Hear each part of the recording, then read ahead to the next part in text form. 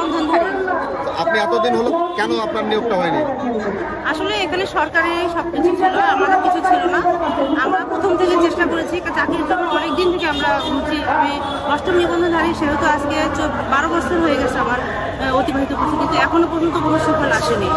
তো ফ্যাসিস্ট সরকার চলে গেছে, আমরা এখন চাচ্ছি এই সরকার যেহেতু আশ্বস্ত করেছে, তা আমরা সেই ক্ষেত্রে এখন আমরা এখানে মানে প্রতিনিয়ত আমরা এখানে আন্দোলন করছি, কিন্তু এখনো কোনো সুফল পাইনি।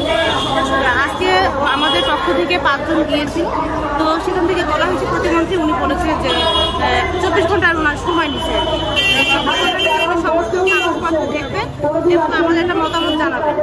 তো আমাদের নেত্রী এসে আমাদের জানালো যে আমরা আবার এখানে উপদেষ্টা দিয়েছে যে উপদেষ্টা তো উনি অসুস্থ, উনি আসতে পারেননি।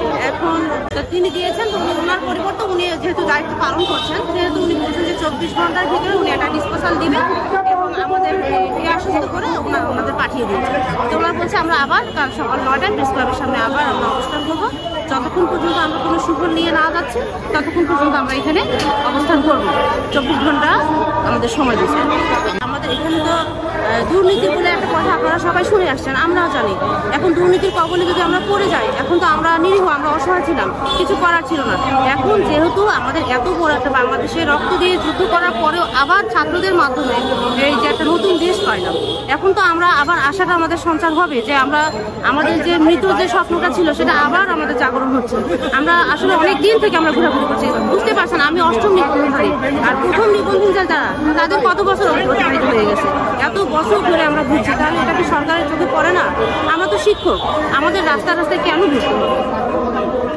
আমাদের তো একটা সুফল ওদের দেওয়া উচিত।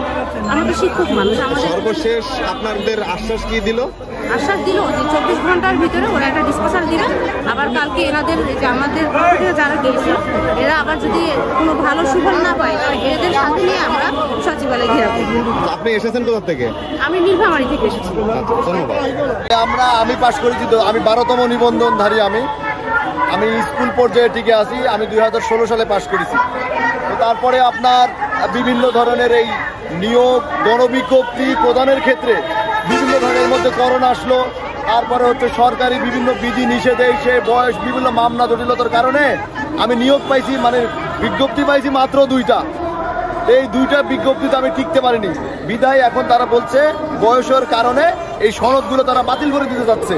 তো তার এগেনস্টে আমাদের এই অবস্থান। আমরা চাই আমরা পড়াশোনা করে নিবন্ধন পাশ করে পরীক্ষা দিয়ে প্রিলিতে টিকে লিখিত পরীক্ষায় টিকে তারপরে আমরা নিবন্ধন সার্টিফিকেট পাইছি। তাহলে আমাদের কেন সার্টিফিকেটটা বাতিল হবে শুধু বয়সের ফ্রেমে আটকায় দিয়া? আমাদের দাবি একটাই যে আমাদেরকে সরাসরি নিয়োগ দিতে হবে। আপনারা কি এই অবস্থানকে আগে নিয়েছিলেন? এইটা আমাদের আন্দোলন অনেক আগে, 10-12 বছর আগে থেকে এটা আন্দোলন চলমান। মানে বিভিন্ন সময়ে যখন থেকে এরা আমাদের বয়সের ফ্রেমে আটকাইছে তখন থেকে আমাদের এই আন্দোলন চলমান আছে বিভিন্নভাবে। এখানে তারপরে হচ্ছে শাহবাগের মোড়ে, এনটিআরসি অফিসের সামনে, সচিবালয়ের সামনে আমরা অনেক প্রোগ্রাম করেছি। তখন কি আশা বা কোনো হ্যাঁ, তখন আমাদেরকে আশ্বস্ত করা হয়েছিল। এখন আপনার কিছু আইনি ধরেন জটিলতা আটকাচ্ছে। উপদেষ্টার থেকে ওইখান থেকে বলা হয়েছে আমাদেরকে নিয়োগ দেওয়া হবে, তারপরে এনটিআরসি এর ওইখান থেকে বলা হয়েছে আমাদেরকে নিয়োগ দেওয়া হবে। তারপরেও তারা এই আইনের ফাঁক করে দেখায় আমাদেরকে গড়িমসি করা, এই সময়টা তারা কালক্ষেপণ করছে আর কি। বর্তমান অন্তর্বর্তীকালীন সরকার কি আপনাদের কোনো প্রতিশ্রুতি কি সাড়া দিয়েছে? হ্যাঁ, আজকে আমাদের এই আন্দোলনের প্রেক্ষিতে আমাদের এইখান থেকে 4-5 জন সচিবালয়ের ইয়াতে গিয়েছিল। প্রধান উপদেষ্টা সাহেব নাই, তো ডক্টর ইউসুফ না থাকার কারণে ওর একান্ত সহকারী যেটা বলছিল আমাদের দিদি প্রতিমন্ত্রী মর্যাদা সম্পন্ন, সে আমাদেরকে আশ্বস্ত করেছে সব কিছু ডকুমেন্টস পড়ে বিচার বিশ্লেষণ করে আগামীকালকে আমাদেরকে এটার একটা মানে রেজাল্ট দিবে আর কি, যে কালকে আমাদের নিয়োগ হবে কি হবে না এরকম। আপনি এসেছেন কোথা থেকে? আমি এসেছি রাজশাহী থেকে। আমি প্রথম নিবন্ধন এবং ষষ্ঠ নিবন্ধন 2টা পাস।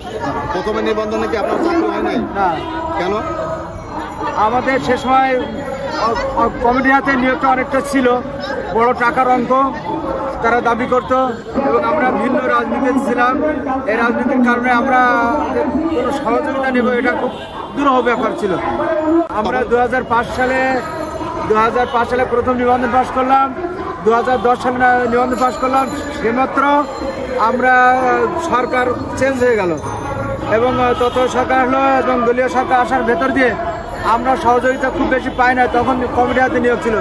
12তম নিবন্ধনের পরে তারা এ পর্যন্ত 5টি গণবিজ্ঞপ্তি দিয়েছে, পরীক্ষা নিয়েছে 18টি। এই গণবিজ্ঞপ্তি 5টির ভেতরে 3টি দরখাস্ত করতে পেরেছি, আর এর ভেতরে একটা শেষেরটা পারি নাই, মানে খামখেয়ালি মত, এখন একটা তখন একটা, এবং জাল সনদের মাধ্যম দিয়ে আমাদেরকে চাকরি দিয়েছে। 2018 সালে যে মেধা তালিকা দিয়েছে, সে মেধা তালিকায় আমার 2টা পরীক্ষার ফলাফল আছে। মেধা তালিকা দেওয়ার ভেতর দিয়ে আমরা আরো আশ্বস্ত হয়েছিলাম যে মেধা তালিকা দেওয়া মানে কি সবচেয়ে ক্রিম উঠায় তারা এটাকে আমাকে ফলাফল আকারে জানিয়েছে, তাহলে আমি আমার চাকরিতে আরো এক ধাপ এগিয়ে গেলাম। পক্ষান্তরে দেখলাম যে এখানে NTRC চেয়ারম্যান এবং যারা নিয়োগের ক্ষেত্রে ছিল তারা নিয়োগ বাণিজ্য করলো, একজন প্রার্থী হাজার হাজার দরখাস্ত করলো তার প্রতিষ্ঠান চয়েস করে, আর ফলমাত্র আমি বা আমাদের যারা নিবন্ধিত তাদের লক্ষ লক্ষ টাকা হাতিয়ে নিল, চাকরি পেল না। অথচ তার 80 নাম্বার বা তার অধিক নাম্বার পেল, তার এগেনস্টে যাকে চাকরি দেওয়া হয়েছে তার নাম্বার 60-50 আছে। এটার ব্যাখ্যা যখন চাওয়া হলো, কেস যখন করা হলো, কেসের জায়গায় থাকলো, ফলাফল একটা 0। এইভাবে আমরা বৈষম্যের শিকার হয়েছি। শীর্ষস্থানীয় পত্রিকা এটা কিন্তু অনেক আগের একটা রিপোর্ট আসছিল যে 60,000 জাল সনদধারীরা চাকরি করছে বাংলাদেশে। যারা বৈধ সনদধারী তাদের রোল নম্বর ব্যবহার করে শুধু নাম পরিবর্তন করে তারপরে সেশন পরিবর্তন করে তাদেরকে চাকরি দেওয়া হয়েছে টাকার বিনিময়ে 60,000-এর মতো। এবং এখানে আমাদের এখানে কয়েকজন এখানে আসছে বরগুনা থেকে, পাবনা থেকে, সিরাজগঞ্জ থেকে, কয়েকজনের নাম উল্লেখ করে তারা বলছে। এখন এই বিষয়গুলো তারা যদি ব্যবস্থা না নেয়, আমরা তো ভুক্তভোগী, আমরা তো এইটার একটা সুরাহা নিশ্চিত চাই। এর ভেতরে আমি 2010-এর ব্যাচ, কিন্তু পরীক্ষা দিয়েছি আমি 2014 সালে। 14 পাস করেছে, 14 সালে পাস করা, এখন 24 সাল, 10 বছর। আপনার কেন চাকরিটা হয়নি? না, আমি চাকরি করি না, বেকার। না, আপনার নিবন্ধন চাকরিটা কেন হয়নি? আমাদের নিয়োগই দেয়নি। কেন? বৈষম্য শিকার আমি। আমাদের না হওয়ার কারণ 2005 থেকে 2009 সাল পর্যন্ত নিয়োগ বন্ধ ছিল শেখ হাসিনার আমলে। এরপরে তো নিয়োগ হয়েছে। হ্যাঁ, এরপরে নিয়োগ হয়েছে, কিন্তু তার আগে আর নিয়োগ হয়নি। 35 বছর অতিক্রম হয়ে যাওয়াতে আমাদের আর দরখাস্ত নেই নাই, অর্থাৎ আমাদের পরে যারা এই 35 কম ছিল তাদের নিয়োগ নিয়ে নিছে, অর্থাৎ আমরা এই নীতিমালার আগে আমরা পাস করছি, অর্থাৎ আমাদের সাথে এক কথায় বৈষম্য করছি। আপনারা কি এর আগেও কি এই আন্দোলন করেছিলেন? হ্যাঁ, আন্দোলন করছি আমরা বারবার। 3 বছর আগে 3 বছর যাবত আমরা এই আন্দোলনে আছি। এর আগে শাহবাগে 200 দিন আন্দোলন করেছি। এখানে 17 তারিখে আন্দোলন হয়েছে, 20 তারিখে হয়েছে। আজকেও আমরা সকাল 9টার থেকে অদ্যাবধি পর্যন্ত আন্দোলনে অবস্থান নিয়েছি এবং আগামীকালও আমাদের কর্মসূচি চলমান আছে। সর্বশেষ আপনাদের কি আশ্বাস দিয়েছে? আমাদের আশ্বাস দিয়েছে যে আগামীকাল আমাদের বিষয়ে চিন্তা ভাবনা করে আমাদেরকে একটা ডিসিশনে দিবে, যে আমাদের একটা প্রজ্ঞাপন জারি করার আশ্বাস করেছে। প্রধান উপদেষ্টা যিনি সহকারী আছেন উনি আর নিয়োগ না হওয়া পর্যন্ত আমরা জীবন থাকতে এই মাঠ ছাড়বো না। আমাদের হয়তো জীবন নিবে, না হয় আমাদেরকে চাকরি দিবে। আমরা চাকরি ছাড়া ঘরে ফিরবো না। আমরা কোনো ধরনের এই আপোষ মীমাংসা কোনো কথা দিয়া আমরা এই ফেরত যাব না। এখনো চাকরি পান নাই? না, হয় নাই। কোথা থেকে? জাল নিবন্ধন দিয়া অনেকের চাকরি হয়েছে। আপনি এসেছেন কোথা থেকে? ময়মনসিংহ থেকে। আপনি? আমি রংপুর বিভাগের গাইবান্ধা জেলার গোবিন্দগঞ্জ থানার অন্তর্গত। আমি ICT দশম নিবন্ধনধারী। আমার বিগত এখানে আমার কাছে কিছু ডকুমেন্ট আছে। বাংলাদেশের বিভিন্ন প্রান্তে আমি আবেদন করেছিলাম। এটা 3য় নিবন্ধনে আমরা সুযোগ পেয়েছিলাম। সর্বশেষ আমরা 6 মাস মেয়াদি আমরা একটা আবেদন 150 টাকা করে আবেদন করেছি। 5500 ওপরে পদ ছিল, কিন্তু সেখানে আমরা এমপিও নন এমপিও। আবেদনটা কি তখন করতে বলেছিল আপনাদের? জি, আবেদন করার পরে আমাদেরকে আটকালে 6 মাস শুরুতে আমরা 6 মাস মেয়াদি যে প্রশিক্ষণ আছে, এই প্রশিক্ষণে আপনাদেরকে নেওয়া যাবে। এই অজুহাতে আমাদেরকে সর্বশান্ত করে আমাদেরকে এই পদ থেকে বঞ্চিত করলো আর কি। আমি রংপুর বিভাগের গাইবান্ধা জেলার গোবিন্দগঞ্জ উপজেলা থেকে আসছি। আমি নিবন্ধন পেয়েছি 9তম, অর্থাৎ 2013 সালে। 2013, 14, 15, 16 সালে আমি প্রথম সরকার আহ্বান করলো এনটিআরসির প্রথম আহ্বান করেছে আমি পাস করার পর। 5 সাল থেকে পাস করার পর সরকার নেয়নি। 16 সালে প্রথম নেই, 16 সালে আবেদন করেছিলাম, এগুলো সব আমার আবেদন। 16 সালে আমাকে নিয়োগ দেওয়া হয়নি। তারপরে 18 সালে আমি করছি, 18 সালে আমাকে নিয়োগ দেওয়া হয়নি।